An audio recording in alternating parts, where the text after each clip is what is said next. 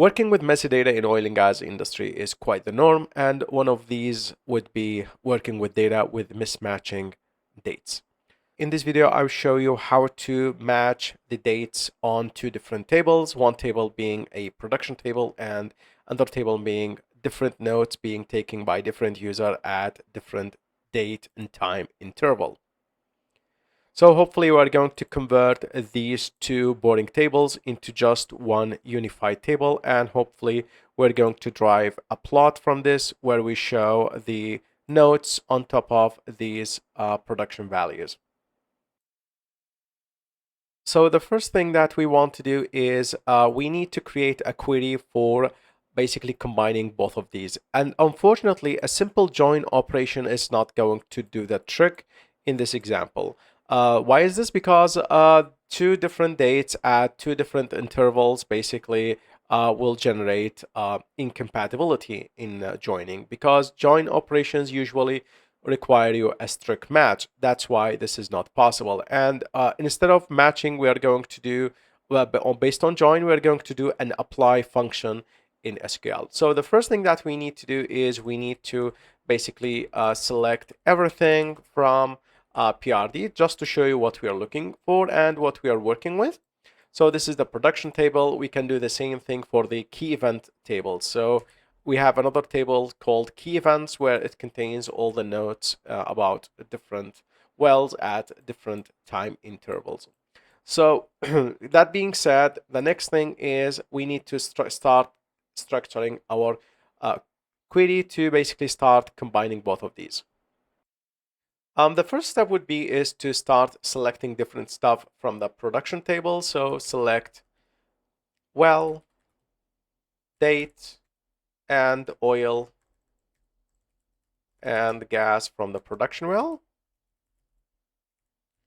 Let's run this. There we go. Now this is what the query looks like. The next step is to basically go ahead and add all the related notes from the notes or the key events table.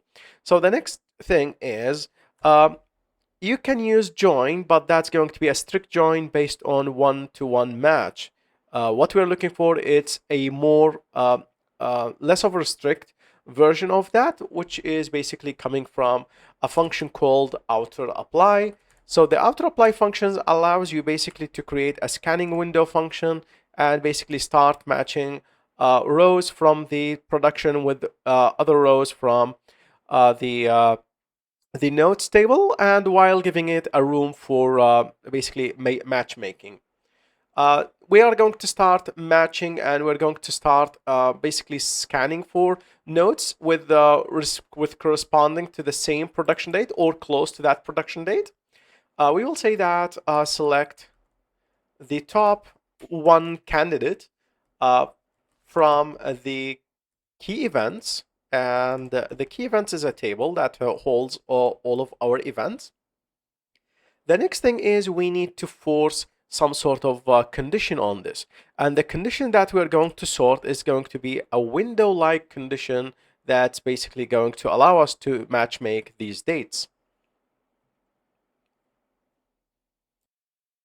And the conditions basically goes something like this. We will say that where the key events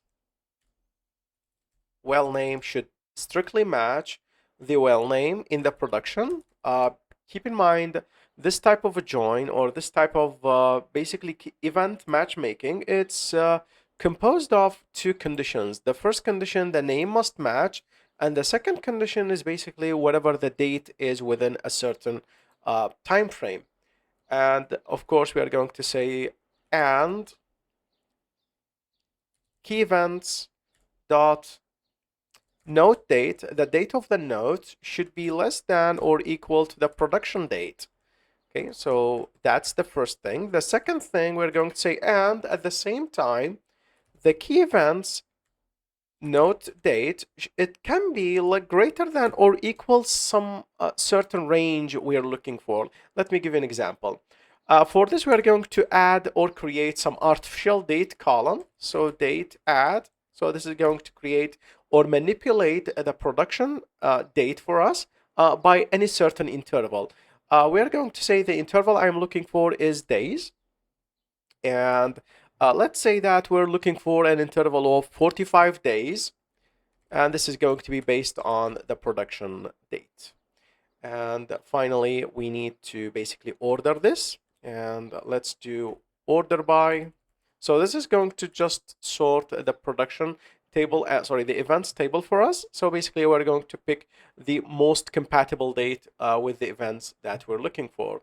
And the sorting will be for the based on key events dot note dates, and of course this is going to be sorted descendingly because the closest match is going to be sent to the top, and that's why we're using select top one from this.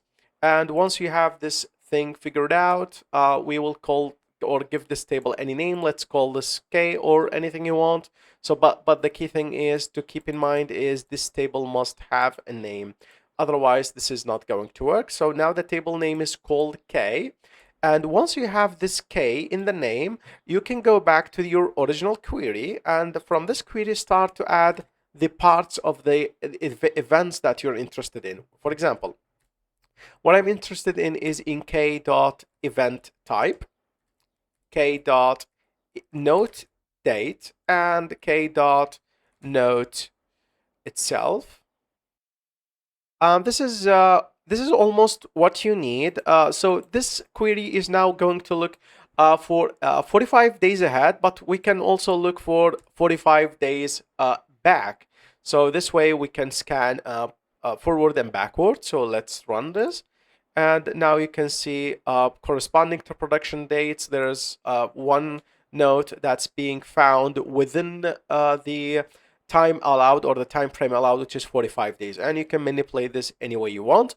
Once you have the data, what you can do is you can basically start selecting everything, copy with header, and you can move this into Python and just basically run the query, which is really simple query that reads all of these from copying and pasting. And you can also explore and visualize the data in Python. And let's run this.